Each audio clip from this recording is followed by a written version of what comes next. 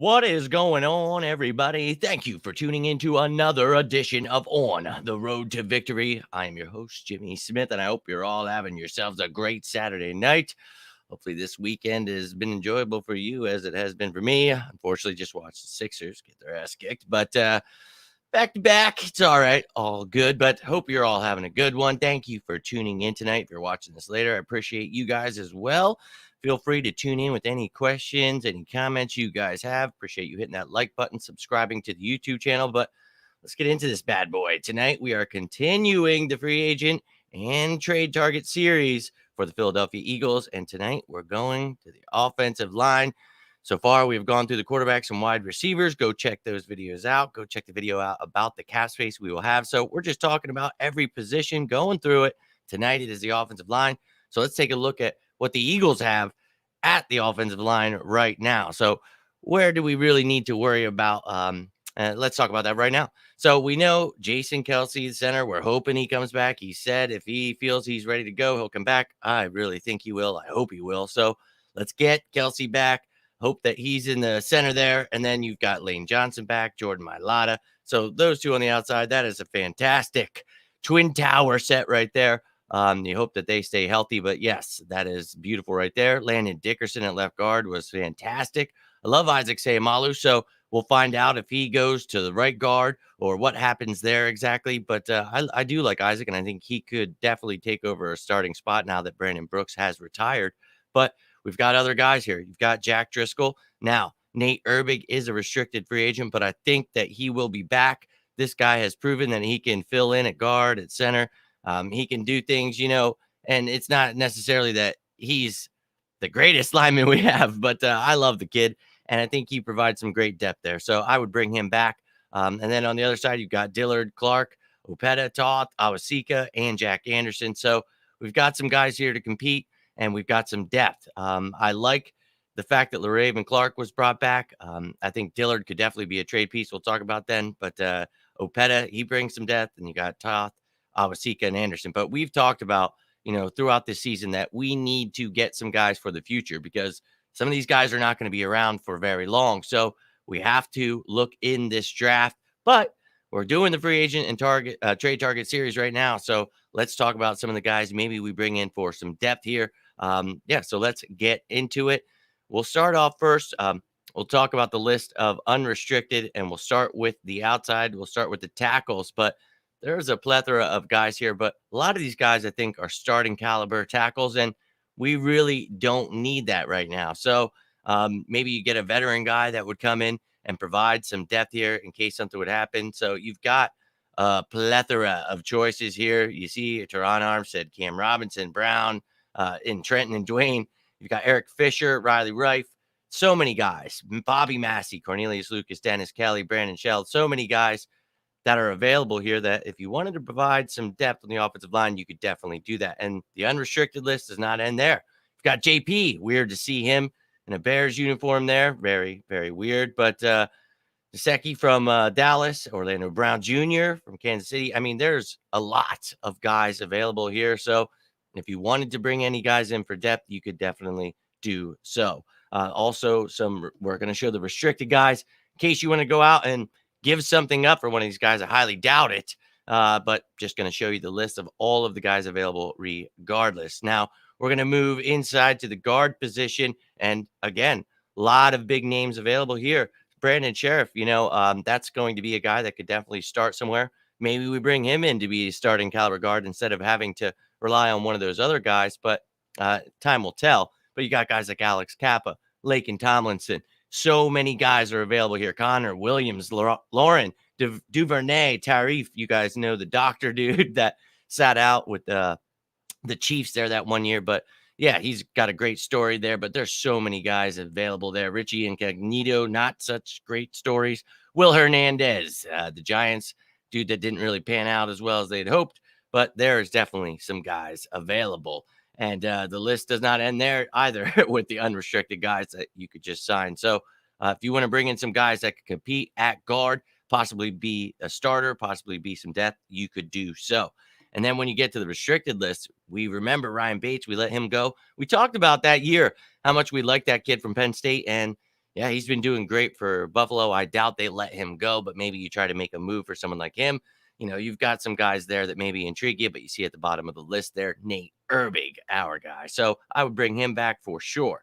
Now, staying in the middle there, we're going to center. We've got some guys here, and we know that Jason Kelsey probably, he talked about maybe not playing this year. So I highly doubt he would be back next year. So maybe one more year we get out of him. So maybe you bring in a younger guy that can learn from him. I'm not sure, but we've talked about, we've got talent in house, but in my mind, I would go in the draft. I would definitely get some young guys, but hey, you want to bring in some depth here? That's fine.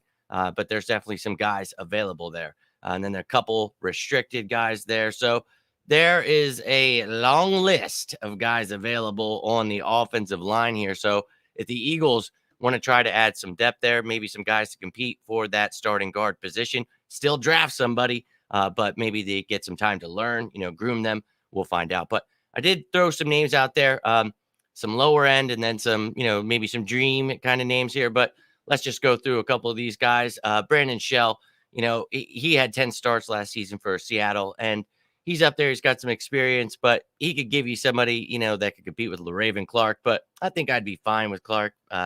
So, I mean, he gives you that depth, and he can play both sides, left and right. So I wouldn't mind it, but yeah, I'm okay with what we have. But Dennis Kelly. Now, we all remember The Undertaker here 10 years ago. We drafted him, and then, we traded him for Dorial Green Beckham, which son of a. Anyways, he's been doing great with Tennessee there. Then last year, ended up in Green Bay as a backup.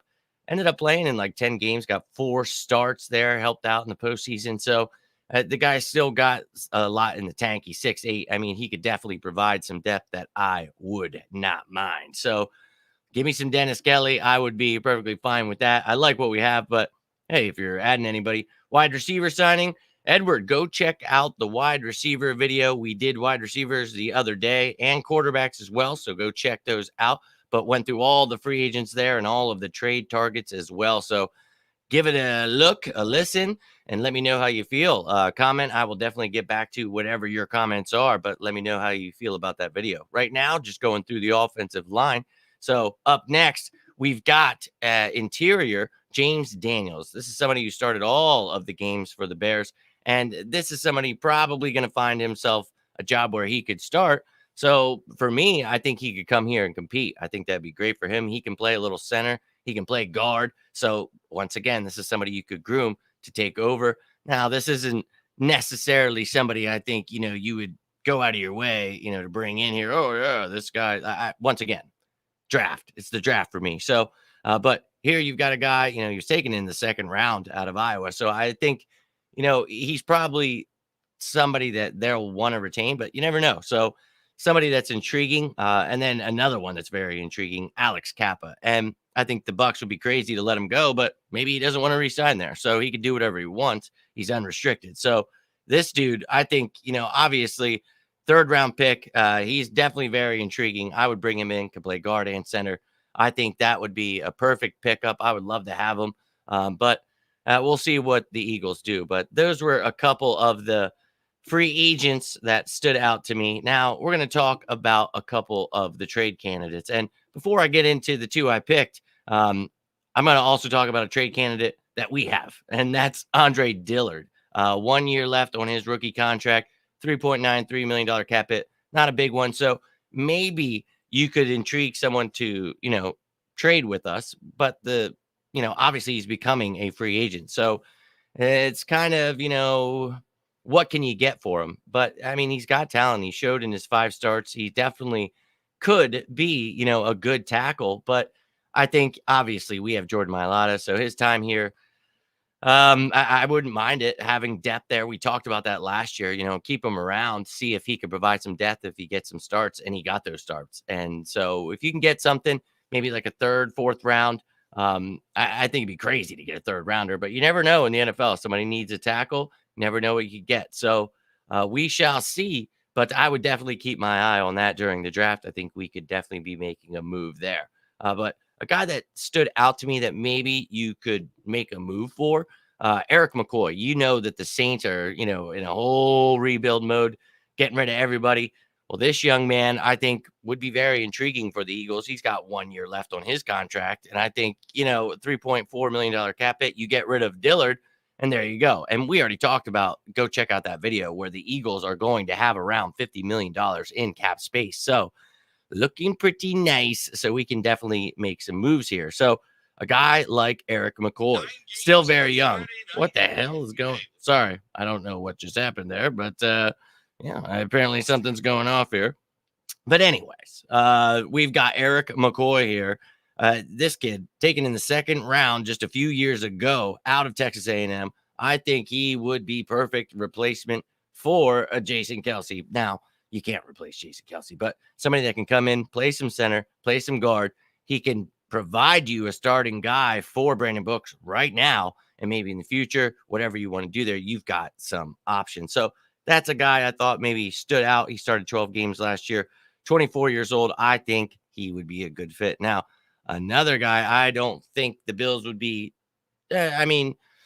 too hard pressed to get rid of him. They have found other pieces in place, but Cody Ford is somebody that I think, a veteran guy that you could definitely bring in. He's played a few years there and he's done well.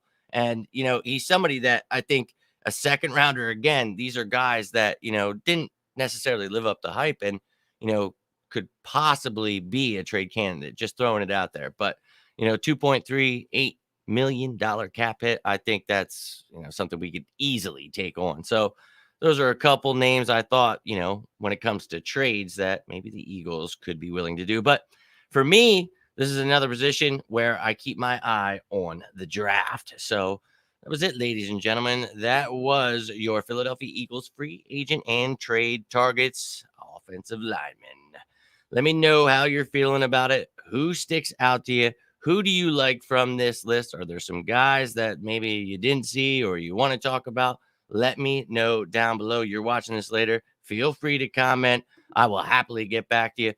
Make sure you hit that subscribe button, turn on that notification bell, and you will know when we're going live and when we're talking some birds. We are keeping this free agency train rolling all the way up until free agency begins. And we know that on the 14th, the tampering period begins. We're going to get all kinds of fun little news from Adam Schefter. It's going to be great.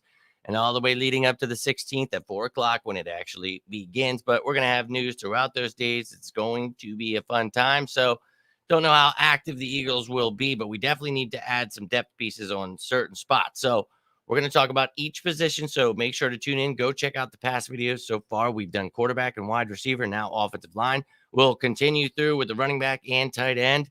Finish up the offense, and then we'll head to defense. So I thank you for taking the time. Hope you're all having yourselves a great weekend. If you need anything, you can always reach out to me. You want to talk about life, you want to talk about the birds, please feel free to reach out. But thank you again. Thank you for hitting that like button, subscribing, all that you guys do to support me. I truly appreciate you. Have a great night. Stay safe out there. And as always, go birds!